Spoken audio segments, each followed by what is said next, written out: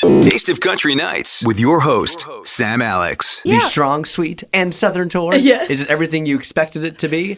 You know, I don't know. It was hard to know what to expect because I've never done anything like this. So it was, I feel like there's a lot about it that is similar, but then, I'm kind of working from the ground up here. Like, we've got a really small team and, I'm setting up merch as well as getting ready and doing all these other things. And so it's been like a really great learning process and, just kind of like what you have to do as an artist when you get started. You like travel with a band and you like set up all the I don't know. It's been really cool to have that and that experience. And so happy because we're ending it in Nashville at the Wild Horse on May 19th.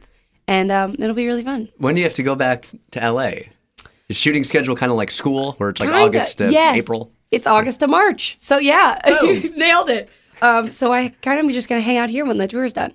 Oh. Yeah. You're living the life. You get to have like two different lives. Yeah. It's like Hannah Montana up in here. So I saw in your Instagram stories you went to my hometown, it's kind of recently, Chicago. Yeah. Going to Millennium Park in the Bean. Yes. Was that for fun or work? I love Chicago, by the way. I'm not even kidding you. I was It's just my there over the weekend. favorite. Were you really? Took Hank for his first ever airplane ride, went to a Cubs game. No way. That's awesome. Was it cold when you were there? Yes. Okay. So Now when I it's- was there, it wasn't too bad. Okay. But it's so nice. Like, it's one of my favorite cities. And I was there for press reasons. There was a little event I was doing. But the closest show I have to Chicago now is Highland, Indiana. And I'm very That's close. excited. Yeah. I'm hoping maybe I can pop by again because I just love the city. And you grew up in Texas, I did. So nothing like Chicago. near Dallas. Dallas, but like suburbs. So do you get back often, or your family comes to you and visits you wherever you are? They do visit me, but I feel like I've gotten to be there quite a bit. We started my tour in Dallas at the Rustic. And so my boyfriend lives there, which we have so much to talk about, by the way. Like, so much to talk about. What's his name? Cooper. And he lives in Dallas. And my mom and dad are still there. So I try to go back. My friends are there. But it's just been super busy. So whenever I can, I try to be in Nashville and convince all my friends to come visit me here because it's so fun here. When's Cooper moving here? I have no idea. I think for now we've just kind of been taking it slow and talking and doing long distance and just after everything that happened, which again, we have a lot to talk about. Oh, okay. But yeah. You can't talk about it now? Well, are we recording? Yeah. We'll talk about it later then. Okay. I mean, I've actually been talking a little bit about it on my tour because I have a couple songs. A song that Ron Pope and Robert Shirley Kelly wrote. From our kickball team. Yes. That they wrote for me. I'll give you a little clue, but you and I will talk later with the crazy details. But ultimately, Brandon, who I'd been dating, I'd found out was stealing like thousands of dollars from me behind my back. Like, I had no idea. And it was devastating. And he'd been lying about a lot of things and a lot of weird things. This has all come to light in the last 7 months. And it's like been mind boggling. I mean, you knew him. So like you get how, like, what? Like, what do you mean? It was just the most confusing thing I've ever heard in my life. And the details of what he was doing with my money was even weirder. But Ron Pope and Robert Shirley Kelly obviously knew him as well.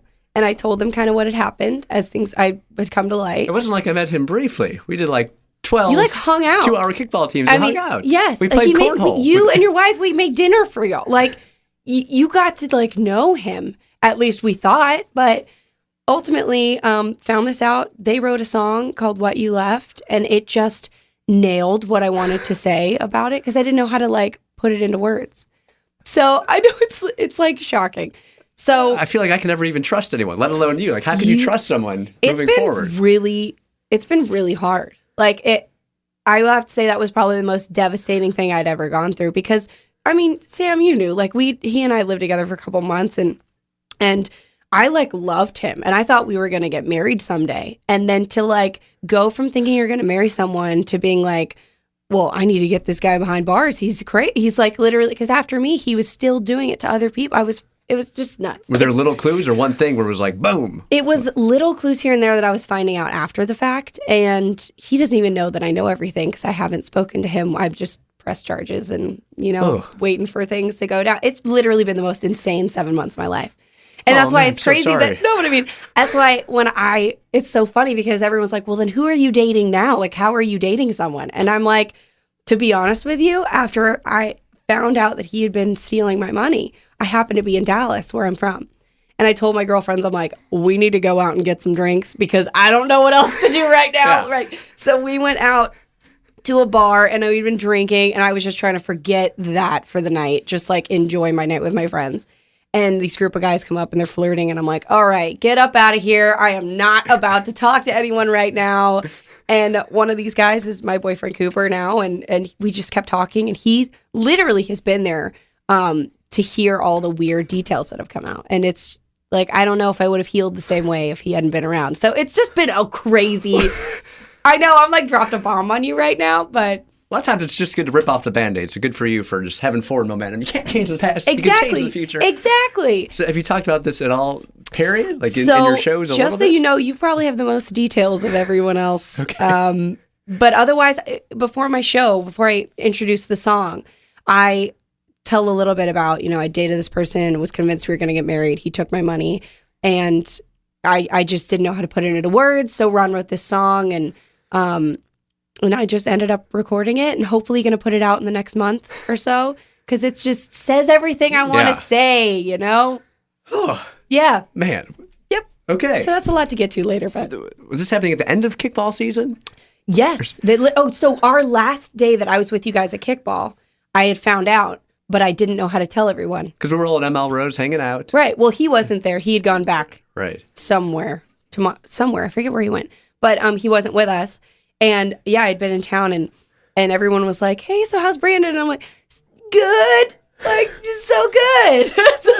And I couldn't say anything because I didn't quite know how to express that to people. And it took me some time, but a lot of times my radio show is therapy. It's easy to open I know. up. I'm like, it's like a very intimate room and I feel like we're getting to just, talk it out. You've been with so many talented actors and actresses, but he deserves the Oscar. He did the best acting job. I He fooled literally, everyone. I'm not kidding. I clapped and I said, that was the most unbelievable performance I've ever seen in my life. Like, I've worked with actors all the time and I've never in my life been so convinced by something. I mean, he didn't just fool me, y'all. Like, he fooled everyone, our friend group, my family, my coworkers.